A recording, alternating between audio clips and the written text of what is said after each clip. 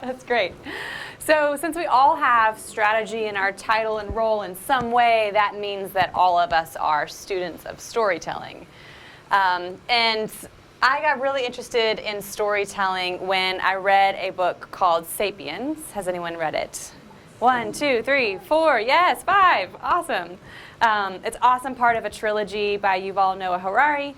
Talks about the history of humankind. And really the beginnings of that history of humankind have storytelling in it. And so stories are that fabric of human culture. And he talks a lot about how the reason that humans became the dominant species over all other animals is because of our ability to tell stories. Because that's what allows us to cooperate with one another. The fact that we can create myths and government structures and politics and religions, all of those are stories, right, in some way. And that's what keeps this control of even, stopping at stoplights and the way that we are polite to one another. And everything we do in some way is created by a story that we were told by our parents or someone that allows us to cooperate as human beings. And so that's really, really fascinating to me. And it's interesting to think about that kind of evolution of how our brains have connected to stories over time. And if you think about that history of humans, the storytelling history is so much longer than the buying history, right? The commerce history. And that's really one reason why a neuroscientist, Dr. Paul Zak, says there is no buy button in the brain, but there is a story button. So as we as marketers think about how do we get people to take actions of any kind, I think we all innately know that stories are the way to do it. But he conducted some really interesting studies. And one of them was sharing this kind of in the background. You can see there was a story about a little boy and his dad. And he hooked people up to fMRIs and blood monitors and gathered samples of what was actually happening in their brains and bodies when they watched the story take place. And the story was about a dad talking about his son who had cancer. And the son had gone through chemo and he was getting a lot better and he was quite happy and feeling really great, and so they were having a good time playing together. But all along, the dad knew that this wouldn't last for long. And so he had this tension knowing that what the future would be for his son, and yet watching his son be so happy. So taking samples and watching people's brains react to this, what they realized was that there was kind of two elements to what creates a really good story. People, when watching this story, they had high levels of cortisol, which is essentially distress, which causes you to focus, right? So imagine, like, anytime you're stressed at work, that allows you to focus, right, and get things done. And for this case, it allowed the people to really pay attention. And secondly, there was high levels of oxytocin, which is that empathy drug. That's what mothers give off and experience when they have birth. And that's actually why kids and moms bond so closely together, is because that empathy, that oxytocin. So these are kind of the two elements that create a good story. And what was really interesting was they combined this, the story I just kind of shared with you, with a video of the dad and the boy just playing, just like going to the zoo.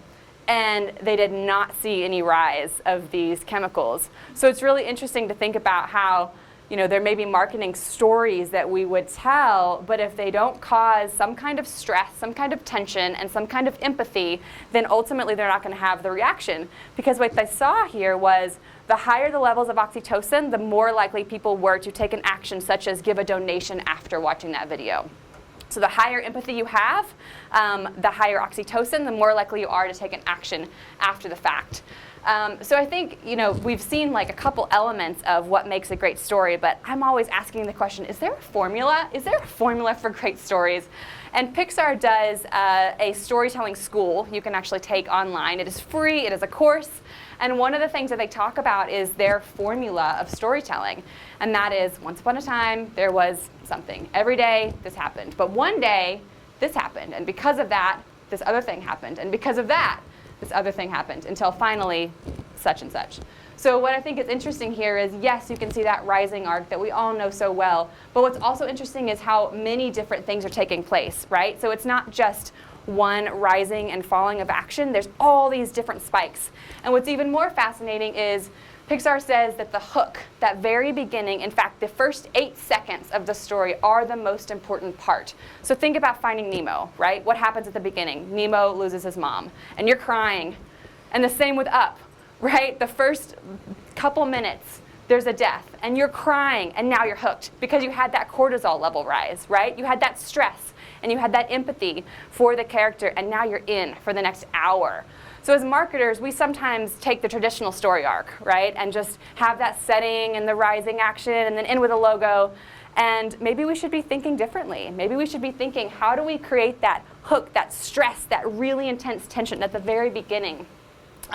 So think about Harry Potter. This is the map of the Harry Potter story. And what I love about this map is you can see how many different tension points there are, how many different things happen in this story. Now granted, this is a long one, but if you think about digital marketing and super short videos and how much we could pack into a 3-second, a 7-second, a 10-second video, and the different types of even plots that we can get in because of the fast pace, I think we could do this as well with our stories.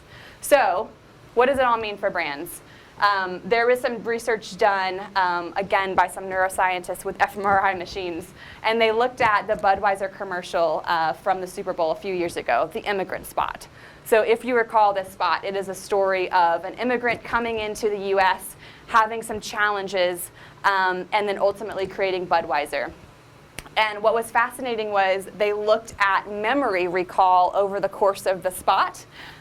So this is how much are you paying attention and then how much are you able to encode in your memory. And what I think is really, really interesting is as these rose and fall, the reason why this was really successful was when you get to some of the high peaks, like here, was when they put in their logo. So what they showed was they watched not just memory recall, but they also calculated, which I don't have on the slide, people's emotions. And when they started feeling really happy about the story was when they put in the logo. So it's really interesting to think about not just how do we cause stress and empathy, but then when our emotions are the most pleasant, where do we put in our brand recognition, right? And where do we make sure that our brand is the hero? So ultimately, it's important to think about how we make decisions because of how they make us feel. And then we rationalize those decisions later. So whatever purchase or action it is we want people to take, it's not the fact, it's not the features and benefits of the product, right? It is ultimately how are we creating that empathy with our characters, with our brands, and people will rationalize the details later if we can cause enough, oxytocin or kind of good feelings in there. So all of this inspires me every day to think about the beginning of the story, the middle, the end, all the pieces in between, how rapid pace it can be, and just keep studying it more. I'm sure all of you have your own POVs too, so maybe we can chat about that later. 6 minutes? 10? I don't know.